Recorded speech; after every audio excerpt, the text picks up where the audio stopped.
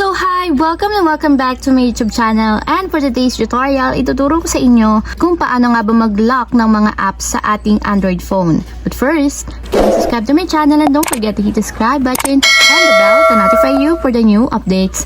And if you want to learn more, just keep on watching and let's start! So ayan, for today's video, gagamit tayo ng Google Play Store. So ayan, dito natin ida-download yung application na gagamitin natin para makapag-lock tayo ng mga application natin. So dito sa search bar, isa-search lang natin dito is yung AppLock Pro. So ayan, search lang natin. And then after nyan, ito yung piliin natin, yung pinakang nasa taas. So ganito yung itsura ng application, AppLock Pro, AppLock and Guard.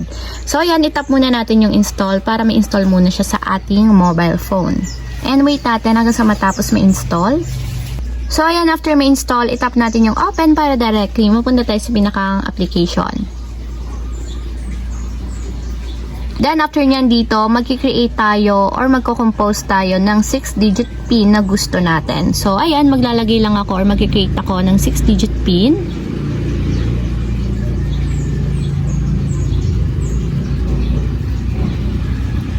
Then, after nyo may ilagay yung 6-digit PIN, itap na natin yung create.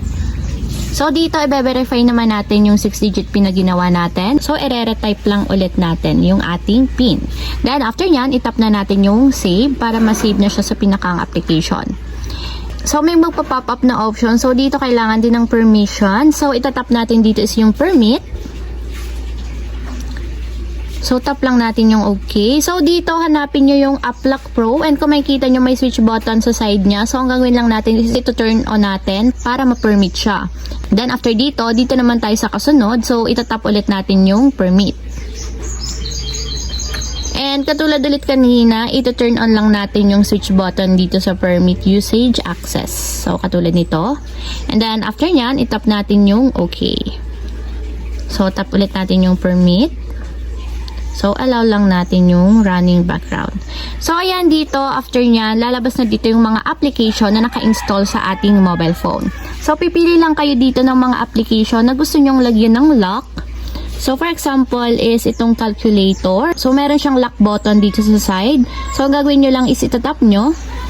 And automatic pag itinap nyo siya, mapupunta siya dito sa lock. So, tap natin tong tab ng lock. And kung makikita nyo, mapupunta siya dito. So, ibig sabihin yung mga nanditong applications is automatic. Meron na siyang mga lock. So, ayan. Ito yung mga naka-unlock. Ibig sabihin wala siyang lock. And andito sa lock is yung mga may lock. So, try natin kung naka-enable na nga ba yung app lock sa ating mobile device. So, for example, mag-open ako ng Facebook. And ayan, kung makikita nyo may nag-appear na passcode lock. So, ilalagay lang natin yung kinreate natin na passcode lock kanina. And kung makikita nyo, nag-open naman siya. So, try natin yung ibang application. So, dito naman tayo sa calculator. And ayan, kung makikita nyo, may lock pa din siya since nga kasama siya dun sa mga nakalock na application. So, kung gusto nyo namang baguhin or gusto nyo may pagbabago dun sa mga application na nilagyan nyo ng lock, pwede naman nating baguhin.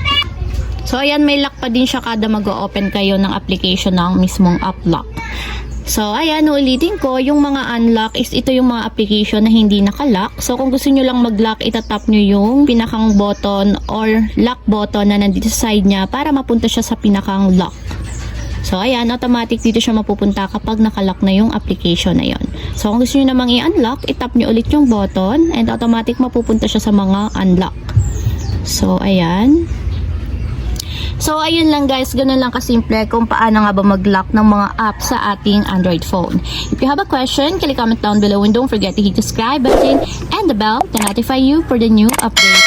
And thank you for watching! Living life, every day, late at night, not okay.